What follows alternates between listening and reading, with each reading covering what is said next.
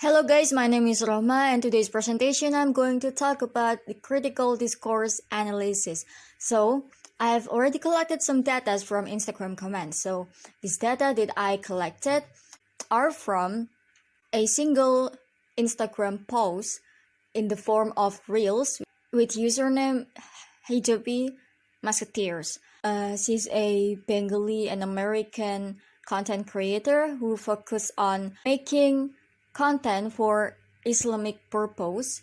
She also support modern Islam by her own borders, which is not the opposite of the Islamic values itself. So in this very own post, she purposely made these reels to critique podcasts, which I can say that some guys who talk about how Muslim women should behave. We can watch the full video here. We're podcast chicks. Of course we think Muslim women can't have their picture on their own phone. We're podcast chicks. Of course we think Muslim women can't wear coats over their bias. We're podcast chicks. Of course Muslim women can't wear pink because it's way too attractive. No colors, no colors. No colors, no colors, only black. We're podcast chicks. Of course we think Muslim women can't wear backpacks. It shows off all their cute shoulders. We're podcast chicks. Of course Muslim women shouldn't go outside. It's gonna cost way too much. We're podcast chicks. Of course we think women should cover their eyes. It's too attractive. Cover your eyes. So we're focusing on the data that I've collected from the comment section. So if we can look through it, it has some patterns called hyperbolic humor. So that's what we're going to talk about it later on. Before we analyze the data with critical discourse analysis approaches, first I want to explain to you two of the approaches that I'm going to use to analyze this data that I've collected. Pragmatic approaches. So, these approaches focus on the study of language used in context, and they seek to understand how speakers use language to convey meaning, negotiate relationships, and also to express social identity. I will take examples. The first one is an analysis of how speakers use humor in interactions to convey meanings beyond the literal words used and to establish or reinforce social relationships. So we start from here. So as you remember, the very first video, I talked about the hyperbolic humor. So we're going to talk about that. So we start from first comment from story_close8. They says, of course it's haram to wear colors. So where's the humor? Colors forbidden to wear.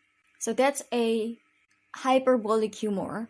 As we can see that everyone in the world, Muslim or not, women, men, mothers, fathers, little kids, grandmothers, grandfathers, everyone wears colors. The humor that we can see here that it is forbidden for Muslim women to wear colors. And then the second comment from stara.m.a.20. It said, of course we should sleep full niqab because we might have a house fire and be exposed. The hyperbolic humor that we can see here, yeah, we might have a house fire, guys, but the chances are maybe only like 5 to 15%. It's not 90% that we will get our house on fire. So this comment actually stated that something that's almost impossible to be happen, the house on fire. And then we have an investigation of how speakers use language to signal their identity and group membership, such as through the use of slang or jargon in particular social contexts. We have already read on the two comments before. We have haram. Haram is a term in Islam. We can say that only Muslim who knows about haram words, but now it's like generalized because haram and halal food. Have you ever heard of that? I think most of people right now know what is haram and also what is halal. That's the term in Islam from Arabic that shows that this community from the creator or the commenters both are Muslim. So the second comment we have niqab. Niqab is a piece of clothes that cover your nose and mouth.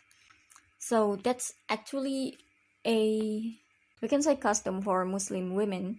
In Islam, Muslim women are obligated to cover themselves except their faces and then their palms. So if you want to cover the mouth and nose also, that's good.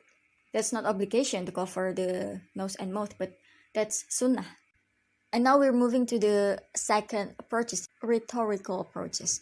So these approaches focus on the study of discourse as a persuasive tool, and they seek to understand how speakers use language to influence their audiences and to achieve their goals. So I will be using two of examples that I've made before.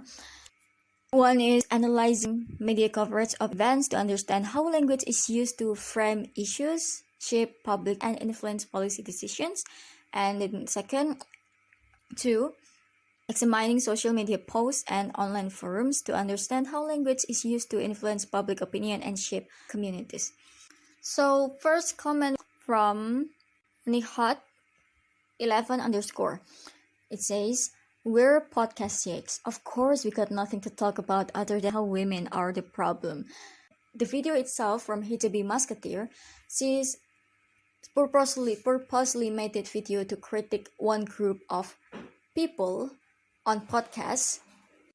So maybe a little explanation about the podcast shakes. Actually, they're not real shakes. So like people call them shakes, podcast shakes, particularly because they're shakes wannabe on podcasts. So they're just like a bunch of young men who actually just yapping about how Muslim women should behave. They'll critique Muslim women to behave as to what is it follow back in the days. And Nick Hart here saying that we're podcast shakes. So like that's state the traitor, which are the podcast shakes, give so much influence to form the public opinions. And then the other, we got Sia is the name. It said, they will next say Muslim women shouldn't be born as it will attract men. So they in here referring to the podcast shakes. And from Sia is the name referring to what the podcast shakes will next say. Okay. And the humor that Sia get in here is Muslim women shouldn't be born as it will attract men. That's also the hyperbolic humor. And then so for the rhetorical approaches has succeeded in frame the traitor, which is the podcast shakes. And I think that's enough for the rhetorical approaches. For the conclusion, I think pragmatic approaches and rhetorical approaches, they have some relations between it. So depending on the data also, because the data that I use here like the hyperbolic humor, which actually can be analyzed through these two approaches.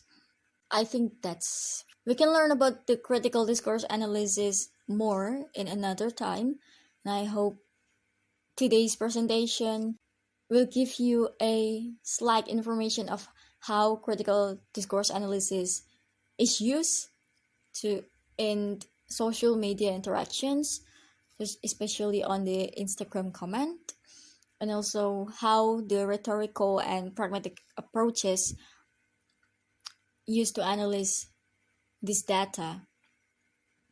and also about the hyperbolic humor that is used in this data that actually can be analyzed by these two approaches. Thank you for listening until now, and see you on the next presentation. Bye.